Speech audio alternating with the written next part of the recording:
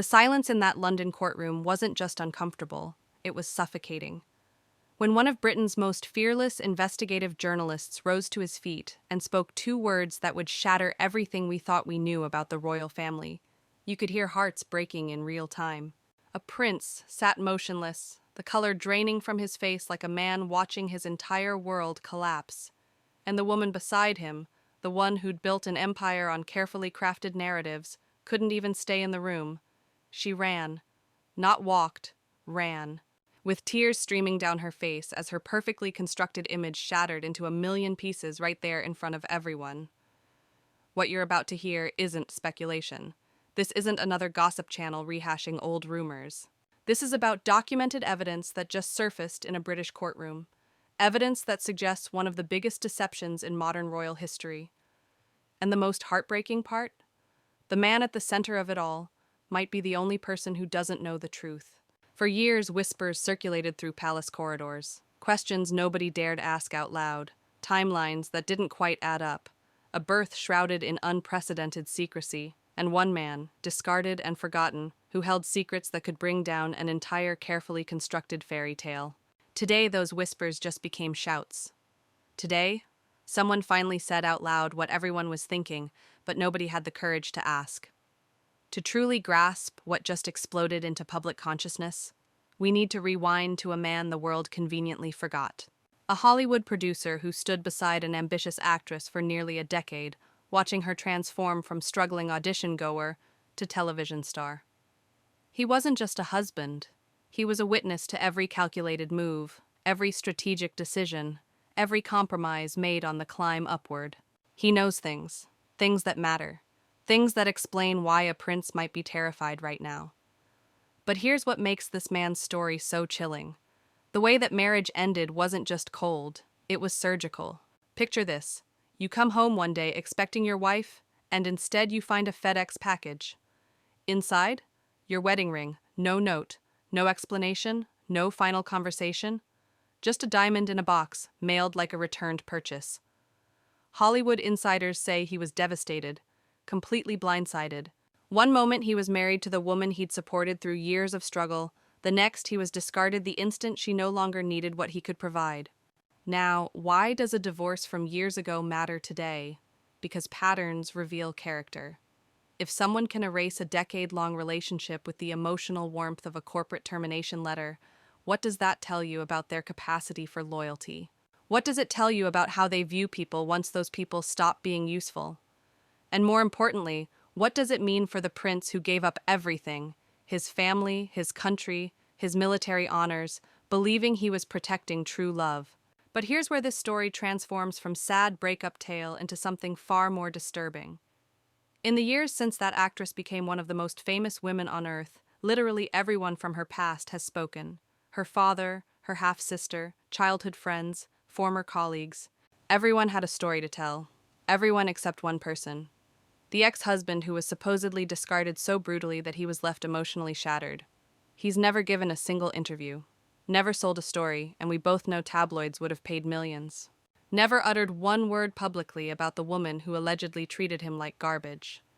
That silence is deafening. And according to testimony that just emerged, that silence isn't about respect or dignity. It's about something else entirely. Evidence has surfaced suggesting that communication between these two people never actually ended the way we were told. We're talking encrypted messaging applications, anonymous email accounts, contact during the exact period when the world believed they'd completely severed ties, when she was supposed to be falling in love with a prince, maintaining contact with an ex-husband through channels designed specifically to hide communication. Think about that for a moment. Why would someone on the verge of marrying into the most famous family on earth need encrypted apps to talk to an ex-husband she supposedly cut off years earlier? What could possibly require that level of secrecy? Was it old Hollywood business? Or was it maintaining a backup plan in case the royal dream fell apart? The courtroom gasped when it was suggested that this forgotten ex-husband isn't just a ghost from the past. He's a present threat. Because if those encrypted messages exist, if records of secret meetings can be proven, if he ever decides to break his decade of silence, he holds the power to rewrite history. And what came next in that testimony made it clear why those messages mattered so much. This wasn't just about emotional betrayal. This was about something far more serious. A timeline. A timeline that reveals something nobody wanted to examine too closely. What unfolded in that courtroom wasn't emotional accusation. It was methodical deconstruction. A detailed diagram appeared on the massive screen, something called the record of overlaps. And as each layer was peeled back with surgical precision, the romantic fairy tale we'd all been sold began crumbling into something that looked far more like calculation and strategic planning. According to the official story we've heard 1,000 times, by the summer she met her prince, all ties to her past were completely severed.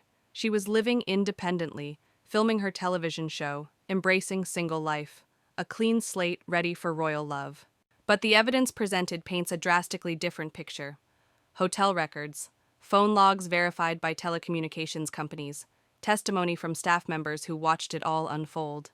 All of it suggesting that the connection to her ex-husband never truly ended during the critical window between meeting the prince and their engagement announcement.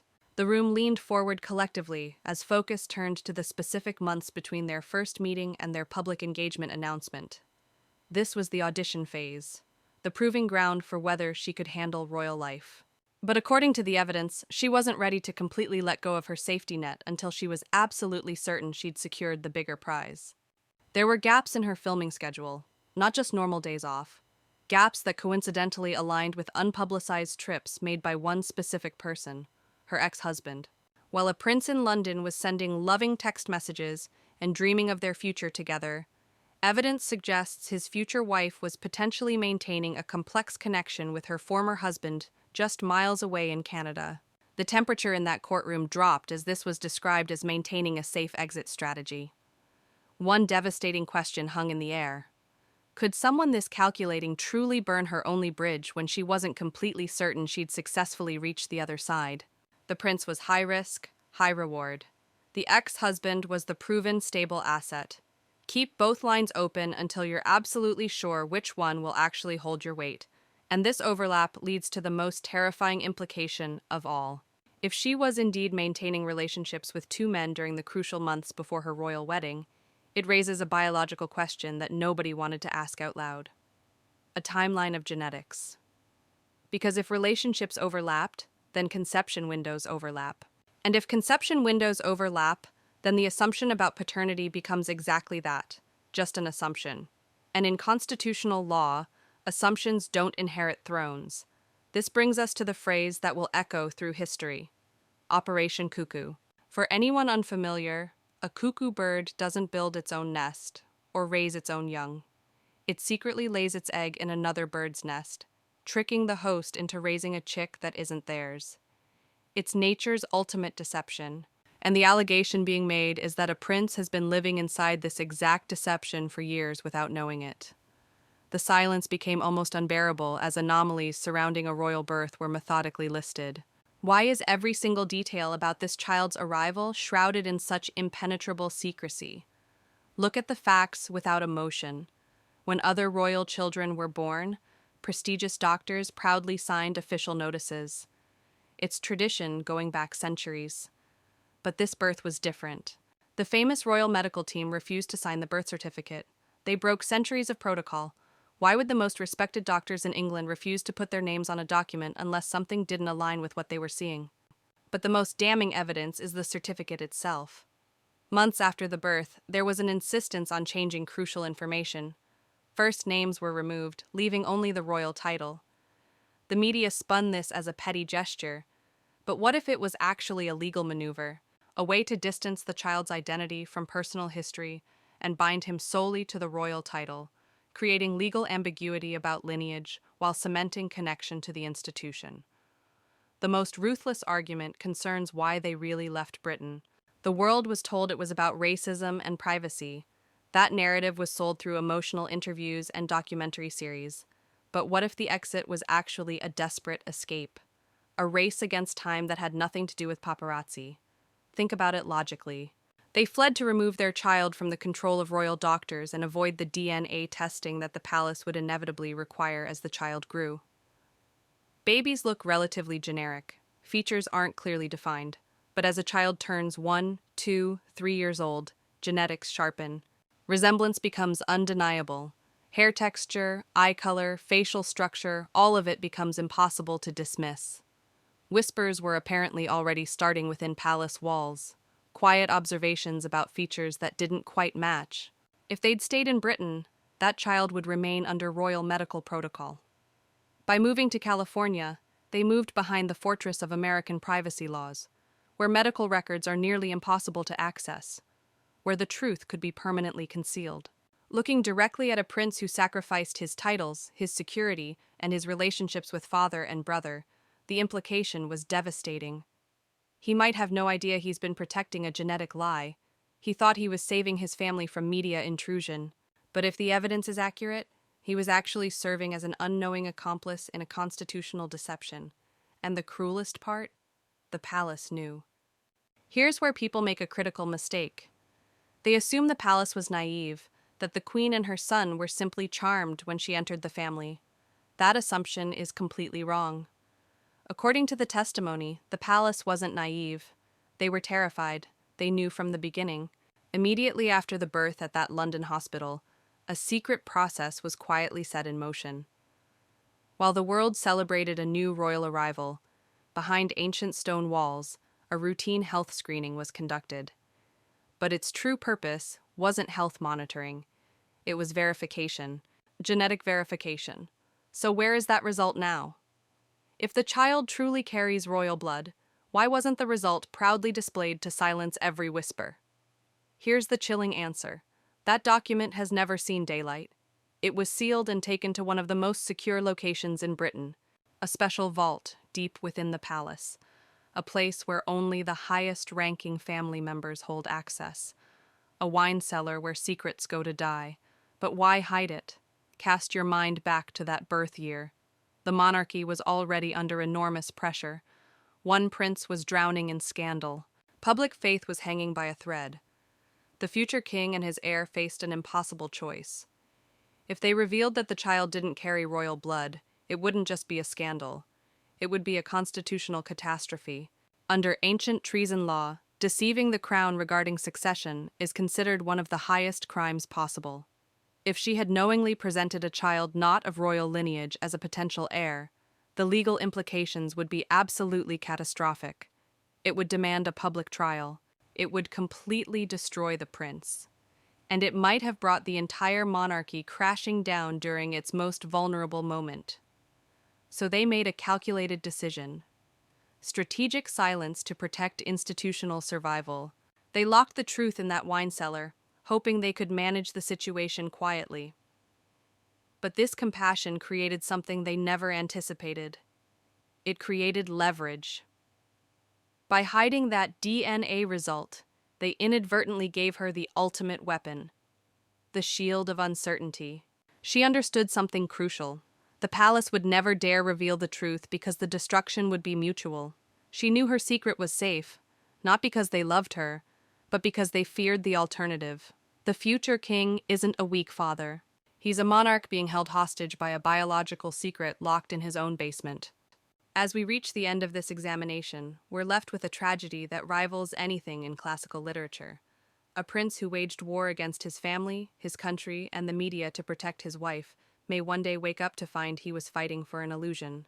He's portrayed as the ultimate victim, a man who sacrificed his blood relatives to protect a bloodline that might not even carry his DNA. This teaches us something brutal about the cost of deception. You cannot build anything lasting on a foundation of secrets. The prince wanted freedom, but he may have simply traded one prison for another.